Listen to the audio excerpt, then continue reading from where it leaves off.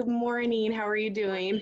I'm doing well, thank you. Good. So my name is Karina. I'm with St. Martin's University in the Career Center. I'm so happy to have you here today to talk to our students virtually. So this is Yes. so if you want to go ahead and introduce yourself and then tell us a little bit about what you do and where you're from, that would be wonderful. Okay. All right. So my name is Hannah Hoff, and I am a first year principal at Bordeaux Elementary School in the Shelton School District. Um, I have been a teacher in the Shelton School District for about 20 some years, or I was a teacher before I became an administrator. Mhm. And I've been an administrator now for the last three, I think this is my fourth year, but first year as a principal. And I'm really excited to be here. I'm really glad we were able to do this despite the current situation. So, because I got my admin degree from St. Martin's, and I just absolutely love the program, the people, the philosophy. So I'm just excited to try to recruit teachers from St. Martin's who have had that background to the Shelton School District. So, Shelton School District is a smaller district, mostly rural. We have it's sort of, because of being smaller, it's a little bit more family like. We have lots of input, both teachers and admin, in terms of how we move forward. We're a very close knit community. Each school feels very family like. Altogether, we have approximately 5,000 students. We have three elementary schools. We have a middle school that's a 5-6, and then we have a junior high that's 7-8, and then we have a traditional high school and an alternative high school. We are currently developing K-12 academies, a K-12 academy model, and it's really exciting. Like I said, I've been with the district for 25 years, and it feels like there's going to be a lot of opportunity for our students with this academy model. So I'm pretty excited, and it's bringing a lot of hope into our district and into our community. Our vision as a district is 100% graduation. And, from all levels, we're doing that. Oh, here comes my stay-at-home teenager. At all levels, I should have warned her. We're doing that with trying to make sure that we're providing a relevant and rigorous curriculum. Mhm. So even though the academy model is at the high school, we're really looking to see how our elementaries can feed into that model for our students. Our students, just in general, they are incredible. They're full of hope and love and resiliency. We are in a high poverty area. We have about approximately 70% of our population is free and reduced lunch. We have a growing population of ELL students, approximately 20% of our population right now. Still, the majority of our ELL students are speak Spanish at home, but we also have a growing population of Mom and Concobar speakers. So just something to have in mind. So that's sort of our district in a nutshell. That's awesome. Thank you so much. Yeah. So I know a lot of our education students are going to kind of want to know more details about what is your normal recruiting and hiring schedule, if you can kind of walk them through the process of what they could expect. Absolutely.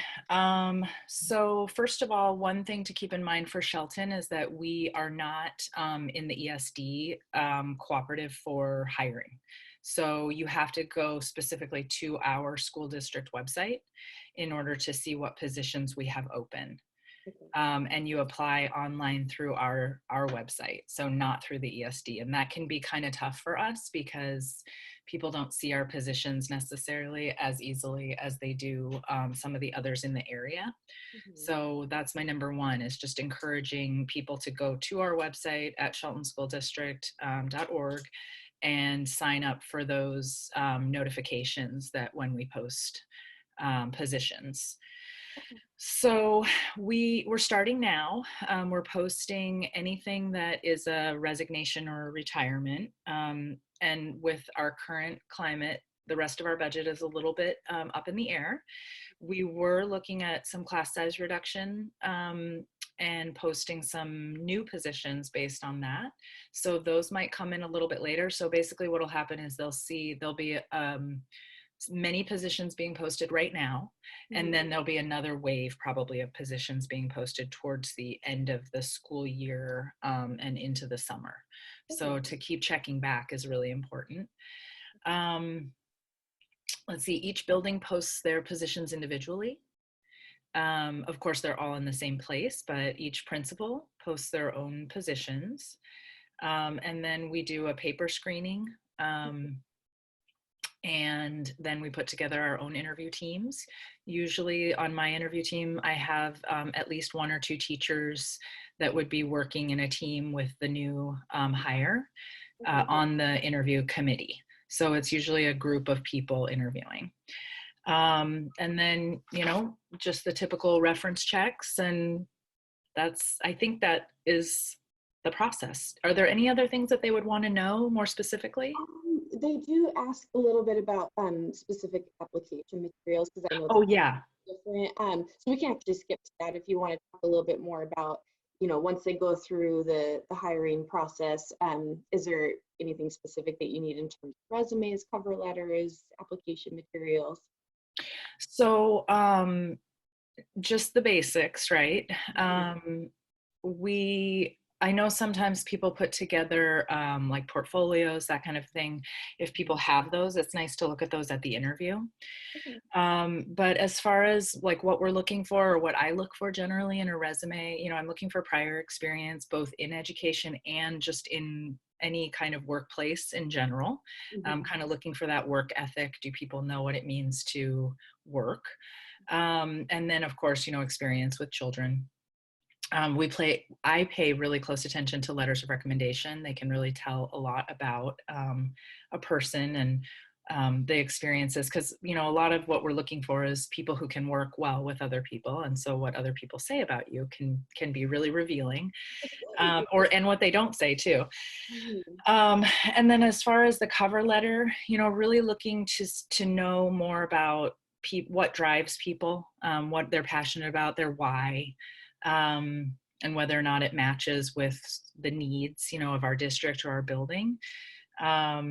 Really looking to see that they have some understanding of what it takes to be an educator nowadays, especially, like I said, in our district, being a high poverty district. Do they really have a sense of, and I know you can't really until you're there, but do they have some sense of reality in terms of what it takes to be a teacher nowadays? So that's really what I'm looking for. But as far as like materials, just the basics: resume, letters of recommendation, cover letter. It's really nice to have a variety of references to be able to call people who definitely, we want people for whom they have worked. We want to know more about what they're like in the workplace. Not necessarily like personal references. Those aren't as useful. Okay, and probably for our newly graduating educators, it could be, like Absolutely. their supervisor, their mentor. Yes. Yes. Thank you. Yes. Well, I also work part-time in the, that's what my full-time job is in the education department. So I'm thinking, okay, I'm kind of wondering. What they have. Yeah. Yeah. Absolutely. So yes, you kind of touched on it a bit of what are the qualities that you most look for in your new hire? So when you talk about your why, is there a certain mission that they should be aligning to, or is there something that you really look for in qualities for the new hires? Like I said, I really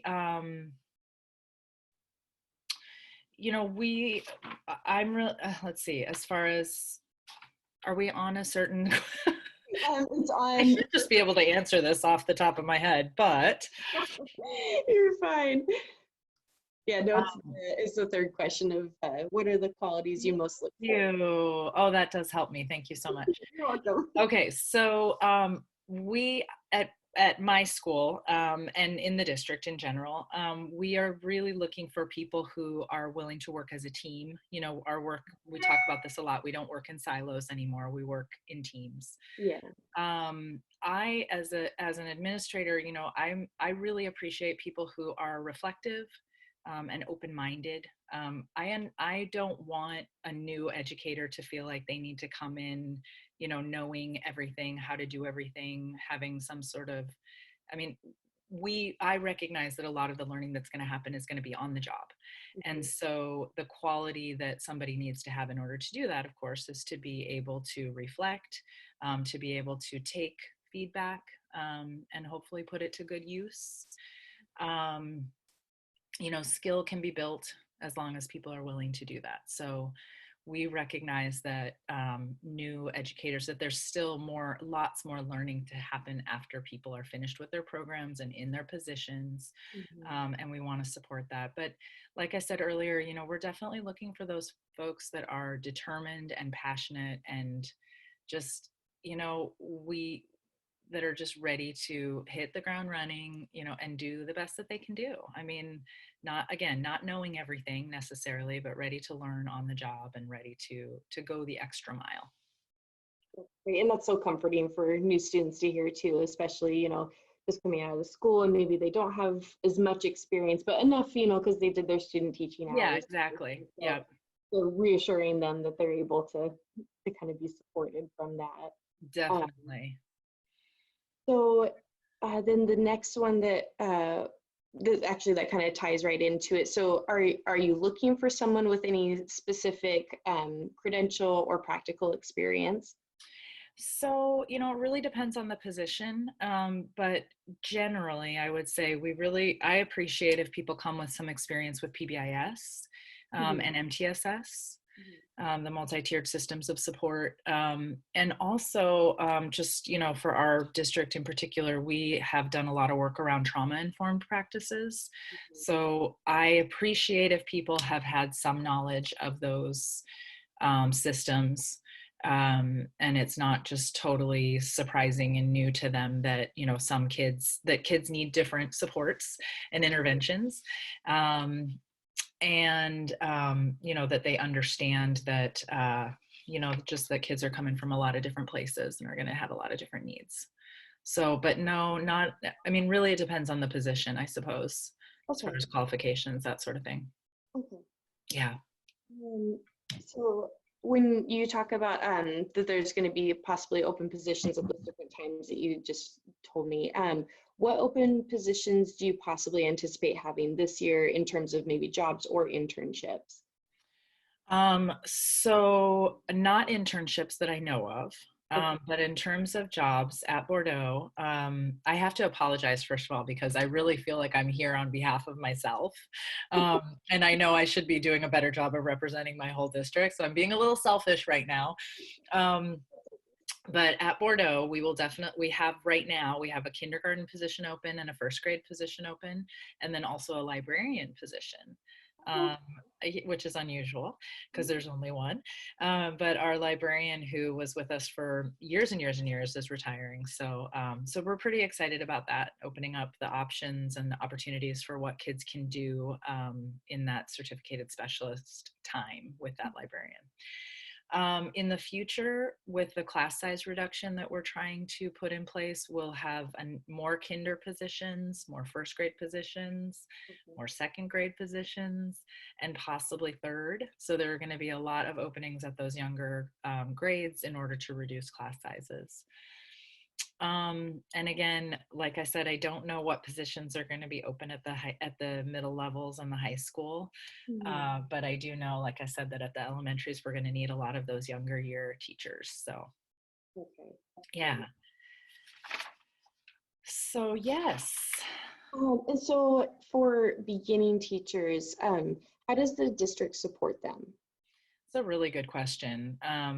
And I think if I were a new teacher, this would be probably like the most important thing to me.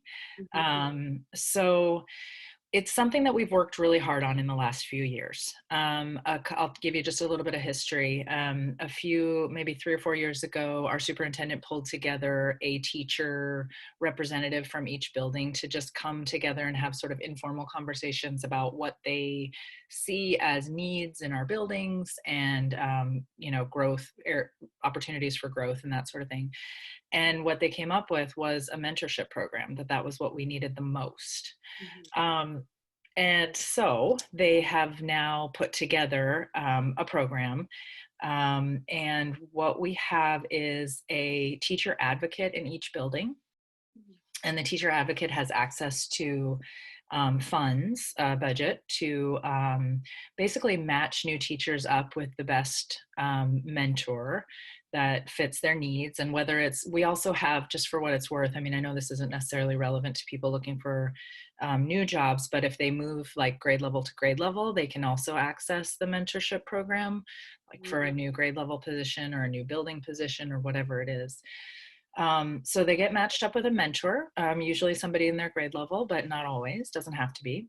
And then throughout the year, there's a, the expectation is that they meet weekly and provide support that way. But then there's also, they also do instructional rounds and lots of other release time as needed in order to observe in classrooms and have conversations about what they're seeing and how they might put that in place in their practice.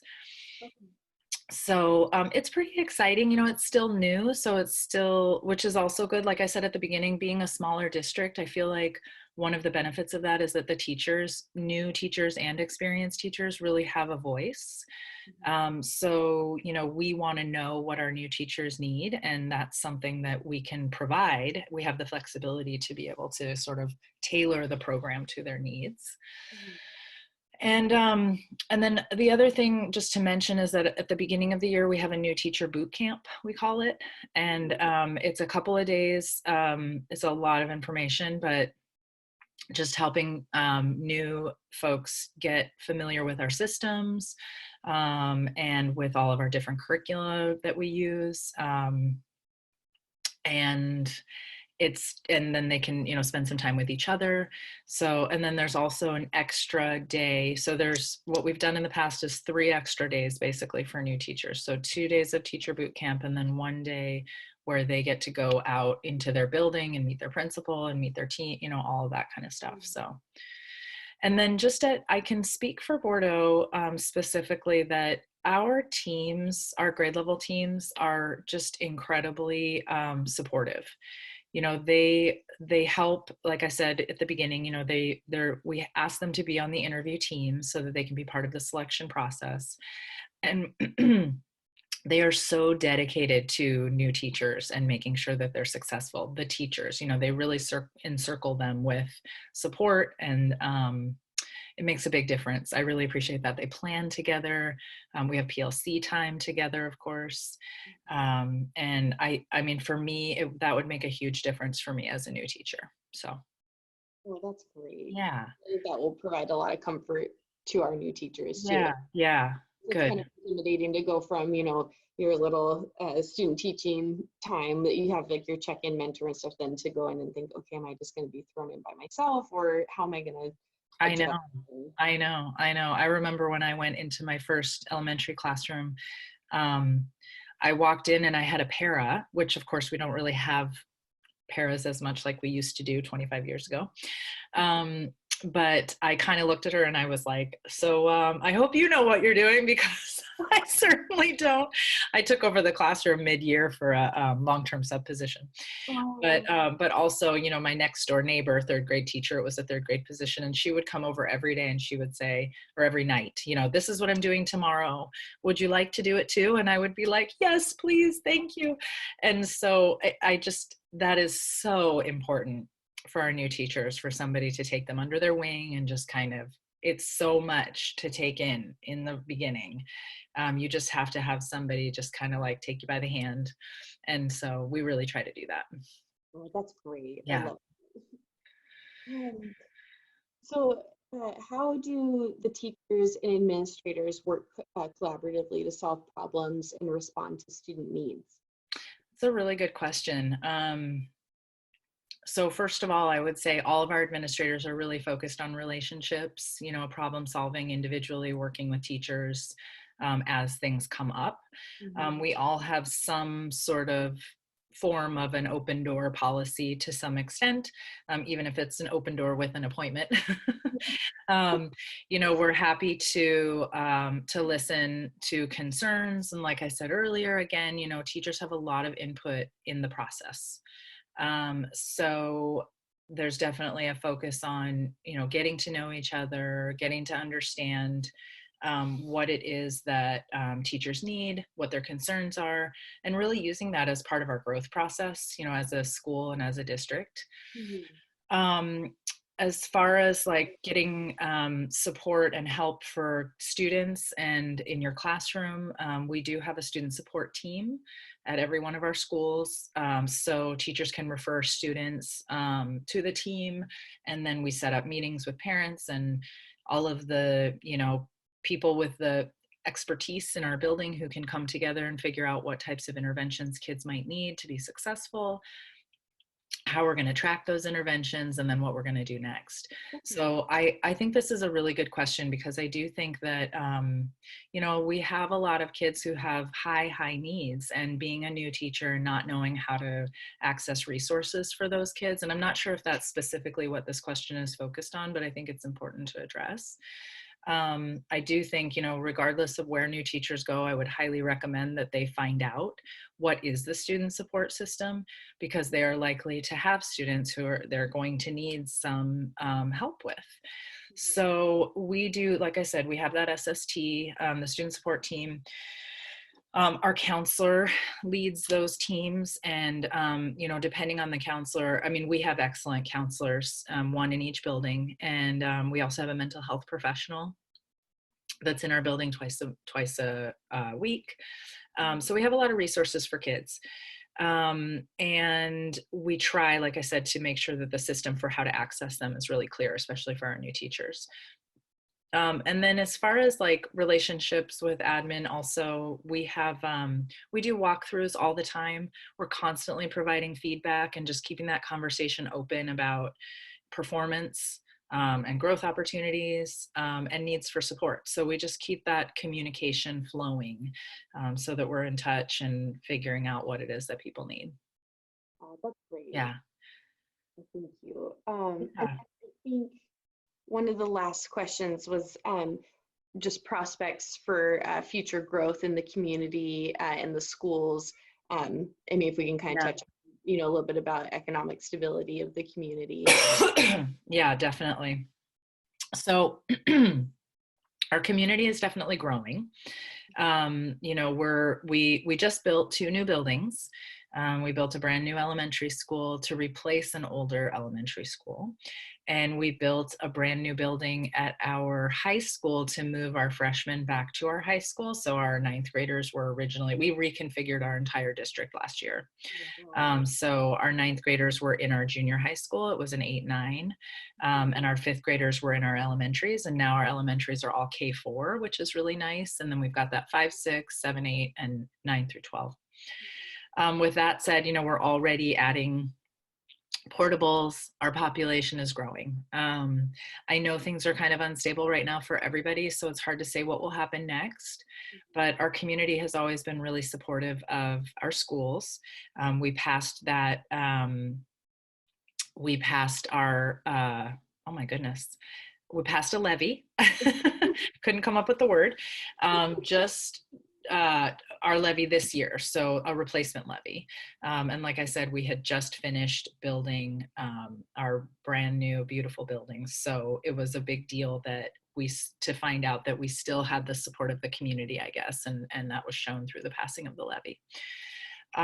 So like I said, I've been in the district for 25 years. We've never had, even during economically unstable times in our world, we have maintained our workforce. We've never done a RIF, which I think is kind of a big accomplishment for a small district. And again, like I said, the community really does show continued support for our schools. It seems like our population as a city is growing.